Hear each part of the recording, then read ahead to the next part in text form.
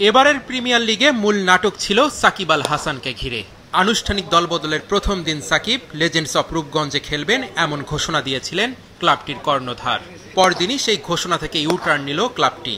স্থগিত করা হয়েছে সাকিব আল হাসানের দলবদল। আজকে সাকিব আল হাসানের সাথে আমাদের কথা হয়েছে। এখন উনি আমাদের কাছে একটা অনুরোধ করেছেন যে দলবদলটা আপাতত ওনার দলবদলটা স্থগিত রাখার জন্য। আমরা সিসিটিএমকে চিঠি দিয়ে জানিয়ে দিয়েছি সাকিব আল হাসানের প্রতি সম্পূর্ণ সম্মান বজায় রেখে তার যে আবেদনটা আছে সেই আবেদনটা আমরা আমাদের ক্লাব থেকে সিসিটিএমকে আমরা জানিয়ে দিয়েছি। উনি বলেছেন উনি যখনই দেশে আসতে পারবেন, এই আপনারা জানেন তার বর্তমানে উনি দেশে আসতে পারতেছেন না। যখন আসবেন উনি আসলে উনি যেই টিমে গত বছর ছিলেন আমরা চেষ্টা করব। সাকিব আল হাসান আমাদেরকে বলেছেন যে ওই টিম থেকে মিউচুয়াল ক্লিয়ারেন্সের মাধ্যমে লেজেন্ডস অফ রূপগঞ্জে সে যদি আমাদের পক্ষে আবার ওই সময় খেলতে চায় আমরা ইনশাল্লাহ তাকে আবার পরবর্তীতে দলভুক্ত করব। এই নাটক বাদে দলবদলের দ্বিতীয় ও শেষ দিনে বাকি সবকিছু ছিল স্বাভাবিক। এক ঝাঁক তারকা ক্রিকেটার নিয়ে কোচ হান্নান সরকারের নেতৃত্বে মিরপুরে বিসিবি কার্যালয়ের সিসিডিএম অফিসে এসেছিল আবাহনী।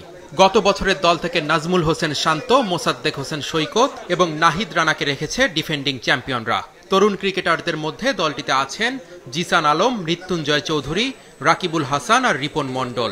আবাহনীর হয়ে সাইনিংয়ে এসে প্রিমিয়ারে খেলোয়াড়দের পেমেন্ট ইস্যুতে অসন্তুষ্টি জানিয়েছেন মোহাম্মদ মিঠুন। 100% প্লেয়ারদেরই আপনার পেমেন্ট রিডিউস হয়েছে এবং হিউজ পরিমাণে পেমেন্ট রিডিউস হয়েছে, যেটা প্রফেশনাল প্লেয়ার হিসেবে আমরা কখনো এক্সপেক্ট করি না। এক বছর আগে নাহিদ রানার প্রিমিয়ার লিগের নাহিদ রানা আর এখন এই প্রিমিয়ার লিগের নাহিদ রানার মধ্যে কিন্তু একটা পার্থক্য সবাই আমরা বিশ্বাস করি। তো সেখান থেকে একটা ডিফারেন্স তৈরি করার মতো আমি দুজনের নাম বললাম, বাকিদের নাম যদি আমি বলতে চাই এখানে অনেক। পারভেজ ইমন গত বছর সেকেন্ড হাইস্ট স্কোরার হয়েছে, হয়তো পুরো সিজনটা খেললে 3টা ম্যাচ যদি পুরো কমপ্লিট খেলতো, ন্যাশনাল টিমের ডিউটি না থাকতো, হয়তো সে হাইস্ট স্কোরার হতো। বিপিএল এর দল ফরচুন বরিশালের বেশিরভাগ ক্রিকেটার মোহামেডানের। তামিম ইকবাল দুবাই থেকে দেশে আসলেও অনলাইনে দল বদল সেরেছেন। তবে মিরপুরে ছিলেন তাইজুল ইসলাম আর ইবাদত হোসেন। মুশফিক, রিয়াদ, তাওহিদ হৃদয় দলটির অন্যতম শক্তি বলছেন তারা। অবশ্যই একটা অভিজ্ঞ টিম। আপনি এখানে দেখবেন যে সিনিয়র জুনিয়র একটা কম্বিনেশন আছে আপনি, আর যেহেতু অলমোস্ট বরিশালের একটা বিগ মানে প্লেয়ার এখানে আসছে, তো আসলে মোহামেডানের জন্য আমি বলবো এটা একটা শুভকামনা। আর যেহেতু টিম ভালো হয়েছে তো আমরা আসলে আর প্রত্যেকটা প্লেয়ারের কনফিডেন্স লেভেলটাও ভালো আছে, তো আশা করি একটা ভালো কিছু রেজাল্ট আশা করি।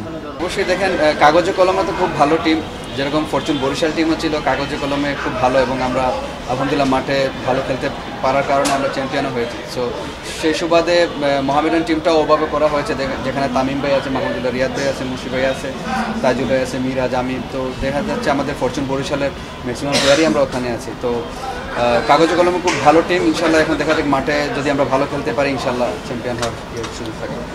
জাতীয় দলের তারকা ক্রিকেটার রিশাদ হোসেন নাম লিখিয়েছেন প্রাইম ব্যাংক ক্রিকেট ক্লাবে। অন্যদিকে সোহাগ গাজী, আলামিন আর অলোক কপালীরা খেলবেন ব্রাদার্স ইউনিয়নে।